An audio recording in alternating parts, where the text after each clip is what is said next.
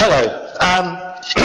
Right, my name's Danny. For those who don't know me, I blog on the Whiteboard blog. I tweet far too much on Danny Nick. I'm not in the classroom as much these days. I'm basically a teacher trainer, and I do PGC lecturing, Billericay skit down the road, and do writing from time to time as well. What I want to talk to you about today is a little thing that helps with these things. These are the buzzwords that we hear a lot in schools. We get assessment for learning, assessment of learning. There's lots of different ways of doing it, and there's lots of expensive things that you can buy that do it. So I've, in my time, used various combinations of these. I'm sure some of you have as well. There's Turning Point, there's the Promethean stuff, Quizdom, and Smart Response, and so on. I quite like that, because that's quite cheap. Ask a question, they put their hand up, you get an answer, we know who knows what. That's quite cool. The problem with a lot of the solutions, apart from the waving the hands in the air, is they all cost a lot of money. So I've been playing around with various things, and this is one that I've found that I really like. I want to share it with you today. And I'm going to try and do this as an interactive session, which means that you're going to do a quiz. And you're going to answer the quiz on whatever device you happen to be holding in your hot little hands at the moment. Now, there is a little issue with Socrative in that it is a 50-user quiz, so I can only have 50 of you. So I'm kind of staring at it. I'm guessing that means that you may have to share a few of you. So the first 50 to get logged in can do the quiz. This might mean that half of you don't want to do the quiz, because it's a science quiz. So what I'd like you to try and do, please, is to go to this web address on whatever device you've got in your hands, whether it's an iPhone, your iPad, your Chromes, your whatevers. If you can get on the internet, open up Safari, open up a browser, and go to m.socrative.com/student. And with a bit of luck, I'll see whether I've got my app running. 4 people in so far. It's going to ask you for a room number. When it gives you the room number, type in 55710. 6 are in successfully so far. I'm going to just sort of quit and just show you the screen that I get as the teacher. So as all of you that are trying to log in, 55710 is the number.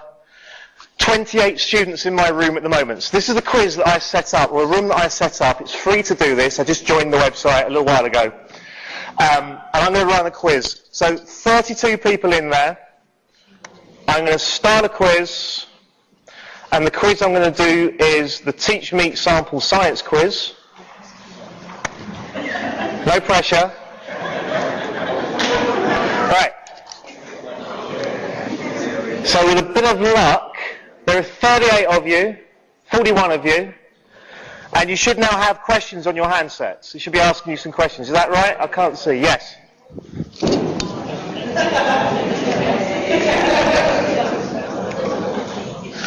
The first question of which is, what is your name? That's really helpful because it means I can then collect those results in later on. So I've got people like Mickey Mouse, thank you, welcome. Albert Einstein. If we get two Mickey Mice, I guess, I mean, that'd be quite interesting. 2 Mickey Mouses. Roy Bird, come on, Roy. Right, start with the questions. I'm not going to make you go for the whole quiz. We'll just do 2 or 3 to get an idea of how this works. Okay? How are we doing for time? Halfway. Brilliant. Okay, it's all right then. Ninja teacher. Yeah, he's hiding in the back there somewhere. Yeah. At the same time, there is an instructive app for the iPads and iPhones and iOS devices. So I've got the app running here, so I can actually do the same thing from my iPad as well. So I can see who's doing what. At the moment, there are people that are... Stephen Drew's nearly done. Rachel H, Will Montgomery, Jonathan. There we go, there you go. These are the guys you've got to sit next to copy their answers. Right. Oops. Come on. No pressure, but you know, you're kind of being beaten.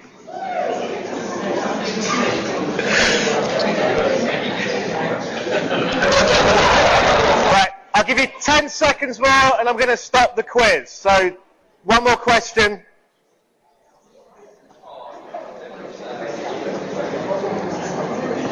and I think we'll stop it there.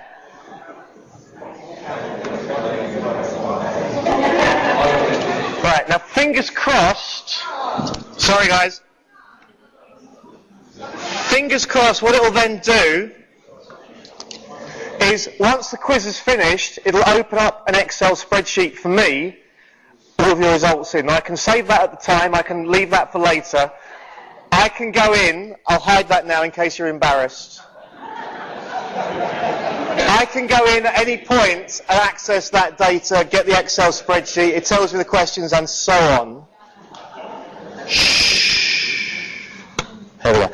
So, for those that couldn't access it, this was how the questions looked.